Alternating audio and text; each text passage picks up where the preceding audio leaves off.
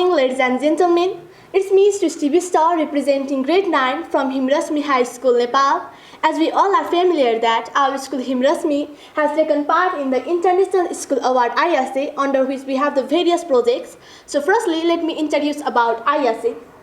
ISA is a global accreditation scheme that is the documentary evidence of the project-based learning, recognizing good practice in international dimension in the school.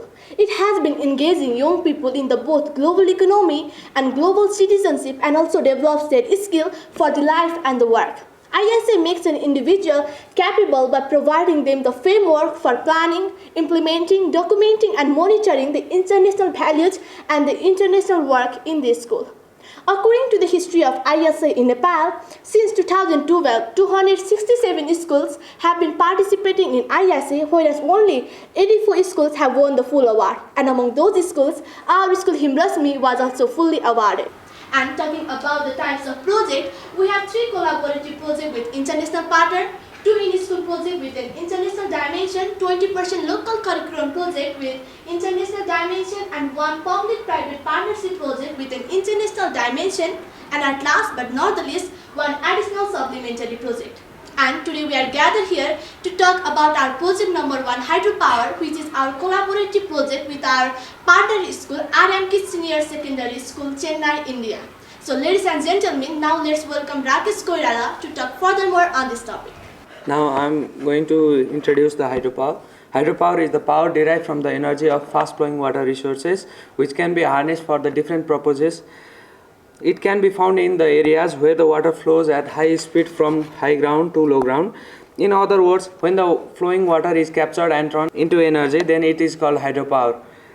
Nepal government has given more priority for the production of hydropower because in Nepal there are more than 6,000 big and small rivers. Hydropower does not cause air pollution. Water used to generate hydropower can be used for different purposes like irrigation too. A generation whose forgets history has no past and no future. Only a vanquished remembers the history. A small body of determined spirits fired by an unquenchable faith of missions alters your history. So today we are here to discuss about the historical development of hydropower in the old. Here we go. Some of the first innovations in using water for power were conceived in China during Han Dynasty between 2002 BC and 9 AD. Trip hammers powered by a vertical set water wheel were used to pound and haul grain, break ore, and in early paper making. The availability of water power has been longly closely associated with kick-starting economic growth. With Richard Arkwright set of Comfort Mill in England's Derwent Valley in 1771 to spin cotton and so set up one of the oldest factory systems, hydropower was the energy he chose to be used. Some of the key developments in hydropower technology happened in the first half of 19th century. In 1827, French engineer Benoit Fournier developed a turbine capable of producing around 6 horsepower, the earliest development of Fourier reaction turbine.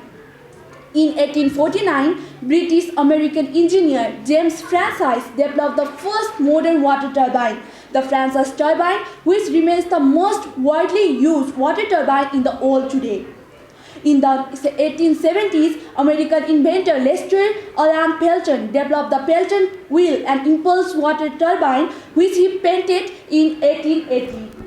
Into the 20th century, Austrian professor Victor Kaplan developed the Kaplan turbine in 1913, a propeller-type turbine with adjustable blades. After knowing about the historical development of the hydropower in the old, now we are moving toward the historical development of hydropower in our country, Nepal.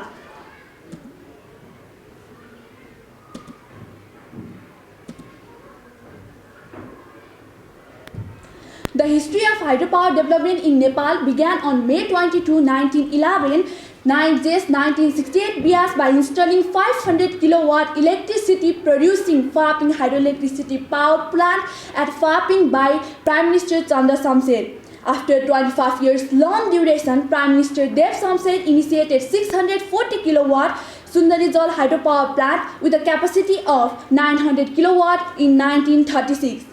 Sundari Jal hydroelectricity development in Nepal was once again installed for decades. Some years later, Morang Hydropower Company, established in 1939, completed the construction of Thol Letang hydropower plant with an installed capacity of 1800 kilowatt in 1943 AD under public-private partnership. The plant supplied electricity to the various industries like Viratnagar jute mill, which was later destroyed by landslide. Historically, however, Nepal's first bilateral agreement was done with India for Kosi and Gandaki projects in 1954 and 1959 respectively, exclusively designed to control flood and for cattle irrigation in India with small irrigation and hydropower component in Nepal. So these were some of the historical facts or events regarding the historical development of hydropower in the old as well as Nepal. Nepal is one of the richest countries in terms of availability of the water and hydro generation. Nepal has the huge potential for the hydropower development. The rough estimate of the hydropower potential is more than 80,000 megawatt. According to the Nepal Electricity Authority, about 60% of the 30 million people living in a country has access to electricity. The rest of the people are still depend upon primitive types of lighting such as using kerosene, lamp, etc. The annual consumption of the electricity in Nepal is about 100 kilowatt per person, which is very low compared to the electricity used in the different countries. For example, about 12,000 kilowatt per person is used in US and 500 kilowatt per person is used in India. In order to reach the electricity used in the different countries, Nepal will need to install the capacity of 5,000 kilowatt to equal to the India and 3,900 kilowatt to equal to the China. Similarly, 96,000 to equal to the US. We are able to generate just 400 megawatt of electricity in the dry season, but the demand of the year is about more than 1,600 megawatt of electricity. While talking about the present context of the hydropower projects in Nepal, many hydropower projects are under the construction while several has been already completed, which is taken as the positive step for meeting the governmental needs. Currently, there are moreover 13 hydropower projects under the construction. Some of the major hydropower projects are presented over here along with its location, capacity and commissioners. Let's talk briefly about some of the major hydropower projects in Nepal. Firstly, we have Kaligandati Hydropower Station, which is located near the Mirmi of the Sanja district. This project began its operation in 2002 AD. It is regarded as the biggest hydropower project in Nepal with the installed capacity of 144 megawatt.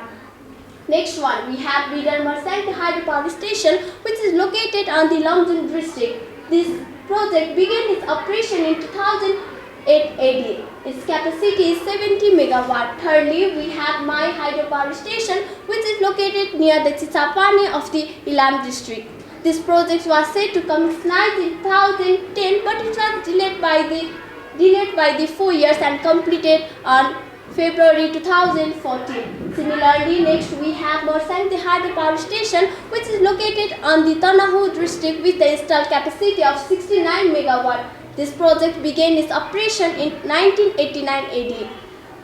Similarly, next we have Kulekhani First, which is located on the Makwanpur with the installed capacity of 60 megawatt. This project began its operation in 1982 AD. Similarly, we have Sunkosi Small Hydropower Station, which is located near the Sindhupalchar district in central Nepal. This project begins its activities in 2003, but all the major work were completed in 2014. It is also regarded as a small hydropower project in Nepal with a capacity of 2.5 megawatt. These are some of the major hydropower projects that are under the construction in the Nepal. The major component of hydropower are given below. The first one is dam. Raises the water level of the river to create the falling water. Also controls the flow of water. The reservoir that is formed is in effect store energy. As we all know that if you install dam in hydropower, it will help to increase the speed of water. Similarly, we have the next one, that is turbine.